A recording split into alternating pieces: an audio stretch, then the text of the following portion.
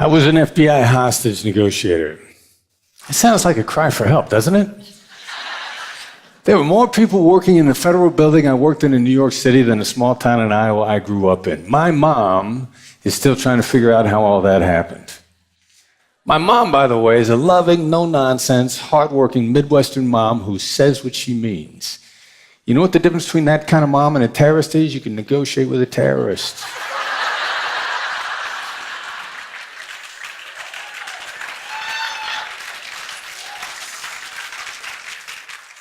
I see there are similar experiences out there. When you're an FBI hostage negotiator, you deal with the mad, the bad, and the sad, to quote Tom Strentz, the godfather of the FBI's hostage negotiation program. That means you believe you never split the difference. How are you supposed to split the difference with some bad guy who's got 4 hostages, he wants a jet to Cuba and $1 million? You say, all right, we'll take 2 hostages, we'll give you a helicopter to New Jersey, and you take an Uber from there. Of course not. One other myth I'd like to dispel about hostage negotiators as well is that we can say whatever we want to get our way because these are one-off negotiations and we're never going to see the bad guy again. Well, hostage negotiators have repeat customers. There was a siege in a major city in the US. The bad guy was on a run for 10 days after having murdered 4 people. They finally get him cornered. He's got 2 hostages. The negotiator gets on the phone with them. The negotiator's a little excited. And the bad guy literally says to him on the phone, "You're not doing a good job. You're supposed to be establishing rapport with me."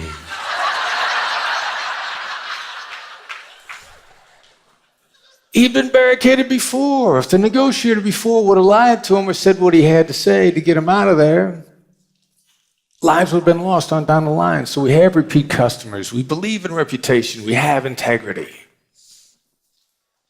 So,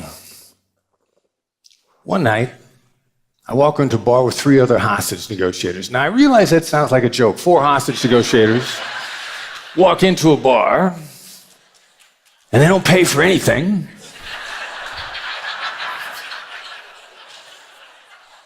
But this actually happened. The 4 of us walk into the bar, and the place is packed. It is jumping. And I look around, I see a seat empty at the bar, and I go over and get ready to sit down in it. And the guy sitting next to the seat says, "Don't even think about it."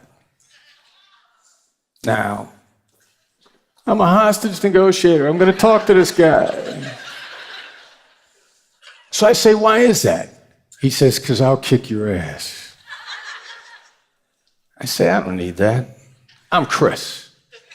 And I hold out my hand. The other negotiators with me swoop in, they put their arms around him, they say, "Hey, how you doing? Let us talk to you. You know, what's going on? Let's see what's going on."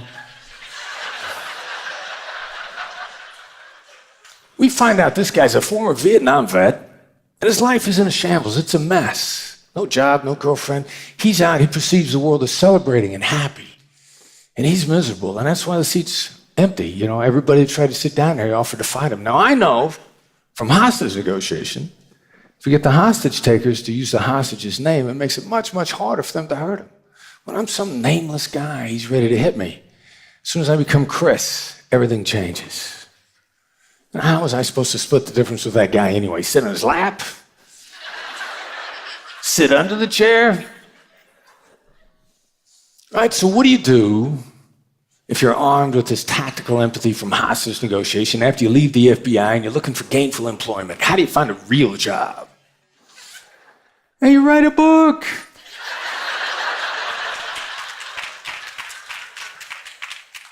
I wrote the book, Never Split the Difference, with Tal Raz and Brandon Voss, about applying the tactical empathy from hostage negotiation to the bullies and the liars that we encounter every day, to the bad, the mad, and the sad we run into in our jobs, in our social interactions, at our family gatherings,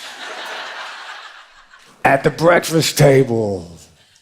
I saw a meme recently, I thought it was really funny. It said, "You know, this parenting is really wearing me out. I think I'll try something less stressful, like being a hostage negotiator." Tactical empathy, weapons-grade empathy. Did you ever imagine hearing those 2 words combined in the same sentence? In Never Split the Difference, we define tactical empathy as simply taking an inventory of the perspective of the person you're talking to the adversary, the counterpart, especially the parts that we don't like. And then telling them what it is, describing it back to them calmly. No denials, no disagreements, calmly. Now, tactical empathy works because we all possess this human nature wiring. It works on a human nature level. We've got something in our brains called the limbic system. Everybody has it. It's components of the brain. It doesn't matter what your gender, your ethnicity, or where you grew up. You have a limbic system, and everyone has that. That's the reason every hostage negotiation team in the world, from Baghdad to Bogota to Boston, uses the same skills, because it's human nature wiring that we all possess. Now, that's its shortcoming. It only works with people.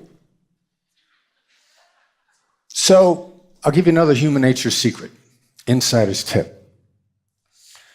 We all have one way we tell the truth, one way. We might lie 5 to 7 different ways, but you've got one way you tell the truth, and that's the way a polygraph works, and the way Khalid Sheikh Mohammed was identified by 2 colleagues of mine as a mastermind in 9/11.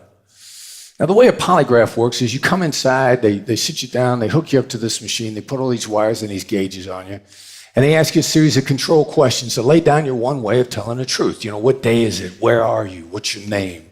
What'd you have for breakfast? They get your baseline for truth-telling. Then they ask you the hard questions. Did the dog really eat your homework? Were you really in a bathroom when a fight broke out? It doesn't matter which of the many ways you might come out of your truth-telling. The only thing that matters is that you came out of the truth-telling baseline.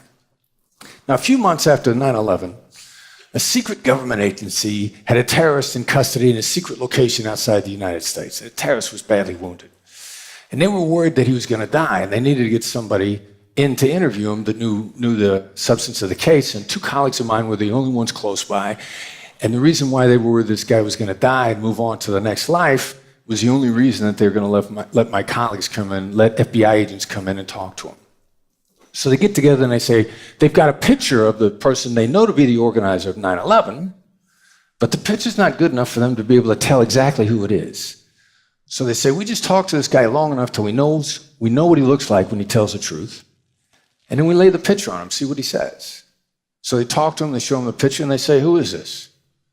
And he looks at him and says, you know who it is. And they go, no, we don't. That's why we're asking. He says, it's Ramsey's uncle. The Ramsey he's talking about is Ramsey Youssef, who's in an American prison doing life. And he's a mastermind of the first World Trade Center attack back in 1993. Khalid Sheikh Mohammed is his uncle, in fact, the organizer of the 9/11 attack. And the interesting part about this at the time is most of the US government doesn't think Khalid Sheikh Mohammed is involved with Al-Qaeda at all, let alone organizing the attack. And that's how he was identified, with that human nature truth. Now, what's the point? The point is that even terrorists are humans, and there are human nature rules that apply to all of us in all situations. So several years ago, while I'm still with the FBI, I'm up at Harvard Law School's negotiation course, and I'm going through their negotiation course because Harvard and the FBI have the same definition of empathy. Bob Mnookin, the head of their program on negotiation, says empathy is just describing and demonstrating an understanding of the needs, interests, and perspective of your counterpart without necessarily agreeing. And it goes on to say, it's not about liking or sympathy in any way. And I'm thinking, I can get behind that. How am I supposed to like a terrorist? This is perfect. In sum and substance, the FBI on one hand and Harvard on the other have the same definition of empathy. So while I'm up there, I'm looking for some more academic, scientific evidence that backs this idea up of universal human nature wiring. And one of the brilliant instructors up there, Sheila Heen, talks about a book called Descartes' Error. And it's a study and scientific proof that emotions are intertwined in all of our decisions. We make our decisions based on what we care about, which makes decision-making by definition an emotional process. And I'm thinking, perfect, eureka, this is exactly what I'm looking for. The only problem is, I've never heard of the philosopher named Descartes, so I write down Dick Hart, D-I-C-K, Dickheart. Dick Hart. And I go home and I Google Dick Hart and I can't find him anywhere. I'm thinking, I don't know why Sheila's so impressed with this guy. Nobody ever heard of him. Dick Hart's error is that he needs a PR person so people know who the heck he is. Eventually, though, I do figure it out. All right, last story. A friend, a colleague, a client uses a transformative skill of tactical empathy to cut million-dollar deals in the tech sector. He's enormously successful. He's at a family gathering. His youngest sister has had too much to drink. Now, his youngest sister is a primary caregiver of their dying father, and the stress on her is enormous. And he's seen her before at these types of gatherings lash out at other people when she starts in on him. And he realizes now it's his turn. He sent me an email that said, I just wanted to make her feel heard and to not dispute a thing that she said. It went on for an hour. The next day, she sends him an email that says, yesterday I attacked you and you showed me nothing but love. Thank you for being my big brother. Ladies and gentlemen, the bad, the mad, and the sad are everywhere. They're us. Don't let just terrorists and bank robbers be the beneficiary of this transformative skill. Use tactical empathy on the people you talk to, your adversaries. Turn them into counterparts. Turn them into loved ones. And never split the difference. Thank you.